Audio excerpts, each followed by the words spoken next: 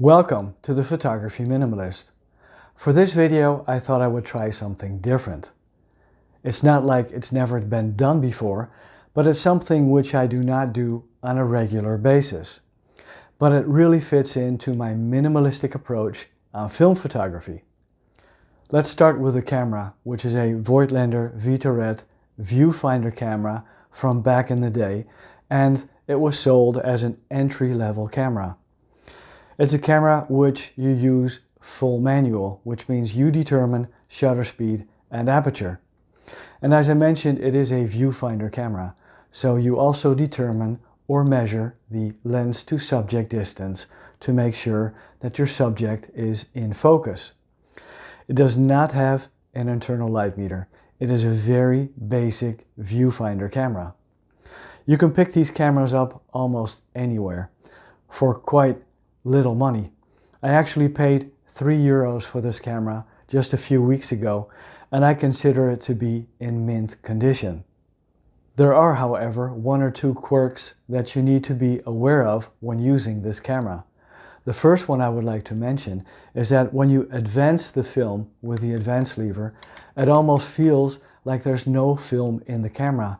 You do not feel any resistance whatsoever when you advance the film to the next frame. And that can feel a little bit odd, because with modern SLRs you can feel the resistance when you advance the film. So when I was using this camera, sometimes it felt as if the film was not correctly inserted in the camera, or there was no film in the camera at all. So that is something you need to get used to, and you just have to trust on this camera that it will be okay.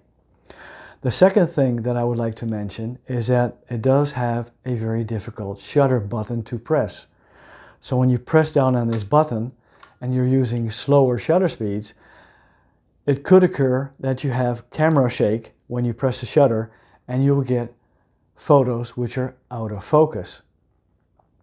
This happened to me on a few photos with the roll of Kodak VR200, and I'm going to explain why. So much for the camera.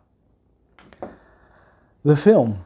Well, maybe you remember, I think it's about 3 weeks ago or 4 weeks ago, I made a film on my Konica Automatic TC. Remember the camera that broke down on me? Well, I do have some news to tell you, but I'll keep that for just a little bit later in this video.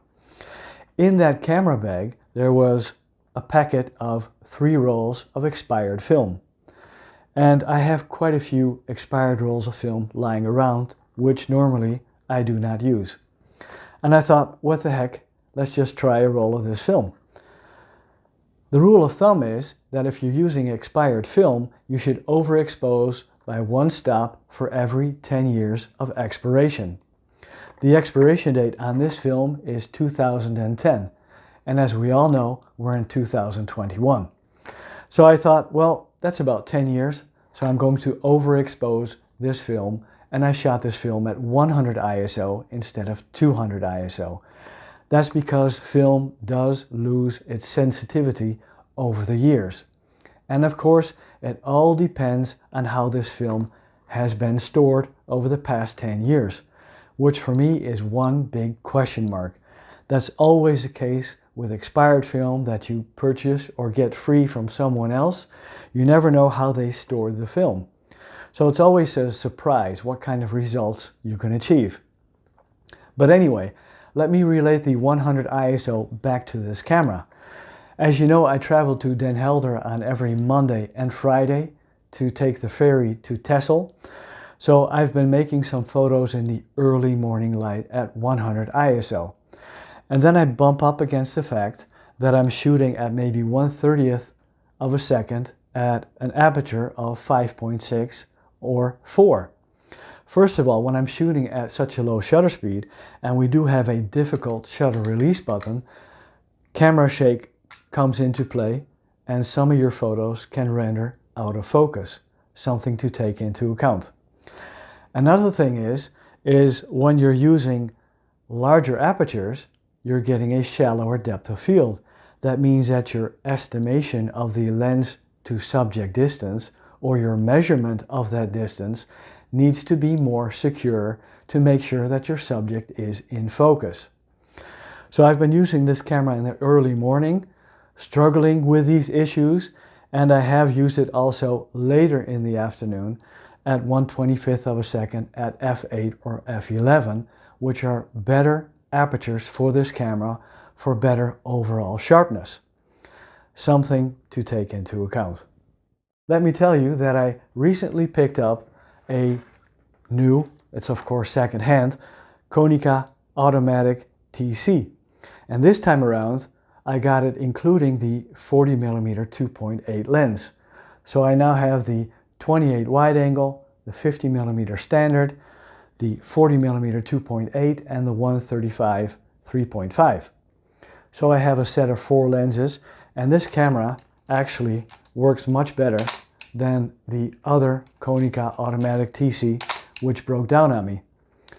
I bought this off a very nice couple, and the person I bought it off, his father actually passed away just a few months ago, which was sorry to hear, and he sold me his father's camera.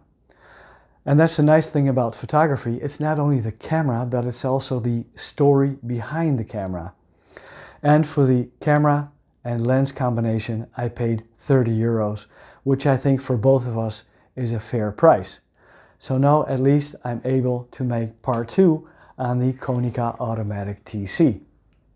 Well, let's have a look at the photos that I was able to achieve with the Voigtlander Vitoret. A great thanks to Hans de Graaf from the Fotovakhuis in Haarlem for developing and scanning the images. Thanks for watching, greatly appreciate it. Take care, and I look forward to seeing you in a new video soon. Bye bye.